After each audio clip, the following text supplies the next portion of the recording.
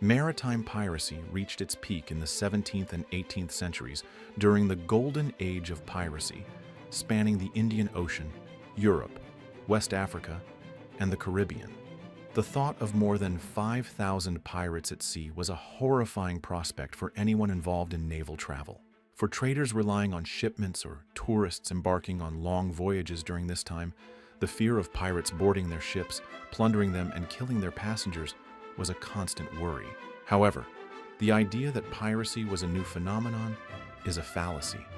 Ship theft has long been a problem. Starting in the 16th century, some individuals began to make piracy a regular part of their lives.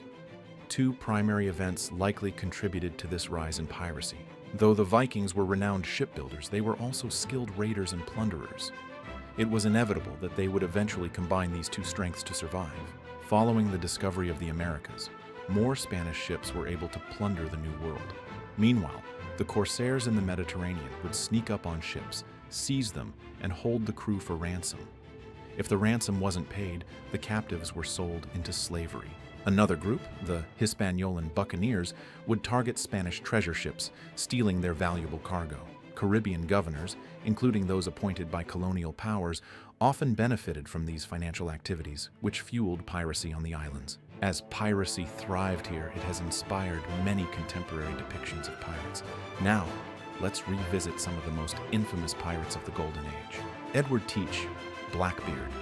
Edward Teach, known as Blackbeard, was likely a privateer and sailor from England. At the time, several European nations were competing for global dominance. The British government often issued licenses to privateers to raid enemy ships, a practice that may have allowed Teach to continue as a pirate during the 18th century War of Spanish Succession, which aligns with his estimated birth around 1680. Eventually, he partnered with Benjamin Hornigold, a pirate known for raiding off the Jamaican coast. Blackbeard quickly earned a reputation for brutality through his plundering and the murder of British soldiers he had once fought alongside. His mythic status grew, as his violent acts immortalized him in pirate lore. A long black beard obscured his face, and his towering presence gave rise to the nickname Blackbeard. Commanding his massive flagship, Queen Anne's Revenge, he captured over 45 ships. At 38, he met his end in 1718. Benjamin Hornigold. Benjamin Hornigold received amnesty from the British, while Blackbeard continued his pirate career. Hornigold, a mentor to Blackbeard, eventually became a pirate hunter, though this shift didn't happen until much later. A Bahamian pirate, Hornigold was an early member of the Consortium, a pirate organization seeking to dominate the region. He hoped the Bahamas, especially New Providence Island, would remain a pirate haven. His forces were stationed at Fort Nassau, where he monitored harbor traffic. In 1713, Hornigold made Blackbeard a subordinate on his ship, Ranger. Bartholomew Roberts. Bartholomew Roberts, born in 1682 in Wales, quickly rose to prominence among pirates after embarking on a new career. Though he was tall and handsome, Roberts wasn't the most famous pirate of his time. However, his success and achievements make him one of the most notable pirates in history. Roberts commanded Royal Fortune, his ship, and became known as Black Bart for his relentless plundering from the Caribbean to Africa and beyond. Though he hadn't initially sought out piracy, he soon grew fond of it, climbing the ranks to become a fearsome pirate captain. During his 3 years at the helm, he captured over 470 ships, making him the most successful pirate of the Golden Age. Tragically, at 42, he met his end in a naval battle with the British Navy in 1722. Marking the end of his infamous career as piracy's golden age also drew to a close. George Lowther and Edward Lowe. Edward Lowe's career as a pirate is undeniably remarkable, though his name might not be as widely known as some of his contemporaries. Like many pirates, Lowe came from humble beginnings, born into poverty and engaging in petty thefts from a young age. After being marooned for the murder of a crewmate, he joined the ranks of pirates and soon became notorious for his violent nature. Teaming up with George Lowther, the two terrorized the seas, primarily off the coast of New England and the Azores. However, their partnership was short-lived. While Lowe became infamous for his brutality, Lowther's piracy efforts faltered. Legend has it that after a merchant ship spotted their vessel, Lowther fled to a deserted island where he tragically took his own life. Henry Avery. Henry Avery, with a total of barely 12 seized ships, is an interesting figure in pirate history. While he lacked the cunning of Blackbeard or the cruelty of Edward Lowe, Avery's luck was extraordinary. His piracy career was marked by a notable mutiny against the British Navy in the Indian Ocean. Avery's most famous exploits include capturing two important ships, Fateh Mohammed and Ganji Sawai. The latter was particularly significant as it carried immense wealth, including gold and gems, making it one of the richest hauls in pirate history. After this successful raid, Avery and his crew made the uncommon decision to retire from piracy, bribing a governor and vanishing without a trace. This made him unique among pirates, as most would be forced to go into hiding or face the consequences of their actions. Avery's story remains one of the few where the pirate managed to abscond with his treasure and escape unscathed. Charles Vane. Charles Vane, a British-born privateer, fought in the War of Spanish Succession before becoming a pirate.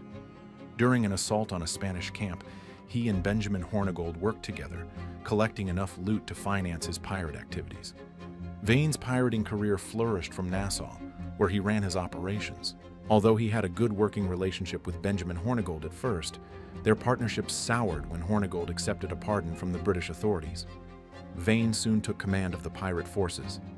After Hornigold's release, Vane returned to piracy, only to be captured by the British Navy in 1721 and ultimately beheaded.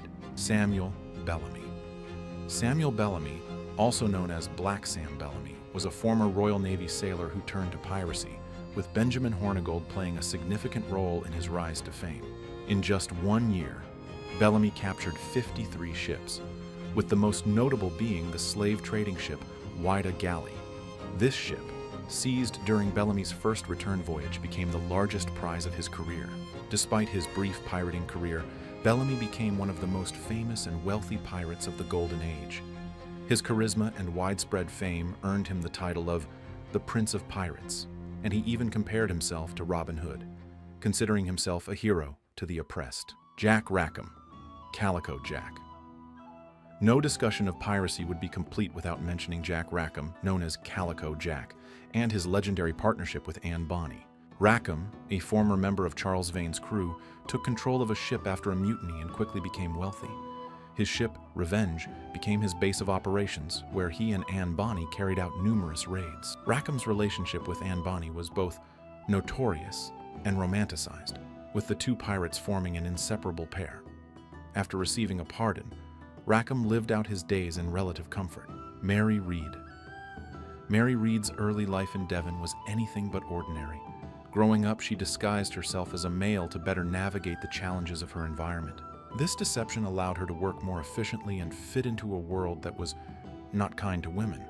At one point, she even fled the army with her husband, though he did not survive the ordeal. Eventually, she crossed paths with Anne Bonny, who became her soulmate in both piracy and spirit. It was Calico Jack who kidnapped her while she was aboard a Dutch ship bound for the Caribbean. Initially reluctant, Read eventually embraced the pirate lifestyle. She and Anne Bonny were eventually captured by authorities, but they managed to avoid execution by claiming to be pregnant. While Anne's fate remained shrouded in mystery, Mary Read's life took a tragic turn. She fell ill while imprisoned and passed away in 1721.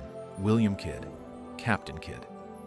William Kidd, better known as Captain Kidd, emerged at the start of the Golden Age of Piracy, though his career began a few years before the peak of the pirate round, the late 17th to early 18th century. Unlike the pirates of his time, who emerged after the War of Spanish Succession, Kidd's pirating activities were primarily during the final years of the 17th century. Originally a privateer, Kidd was drawn into piracy by the allure of treasure. In 1698, he turned to piracy and quickly made a name for himself. His most famous plunder was the Quedagh Merchant, a ship he seized during his brief but fruitful career. While piracy had been somewhat tolerated by the British until then, Kidd's actions prompted a stricter crackdown. Eventually, Kidd became a major target of the British Navy, who relentlessly pursued him. In 1701, he was captured and hanged, marking the end of his pirate career. These 10 pirates are just a small sample of the legendary figures from the Golden Age of Piracy. We hope you enjoyed this exploration into the world of piracy. If you did, please subscribe and hit the like button to let us know.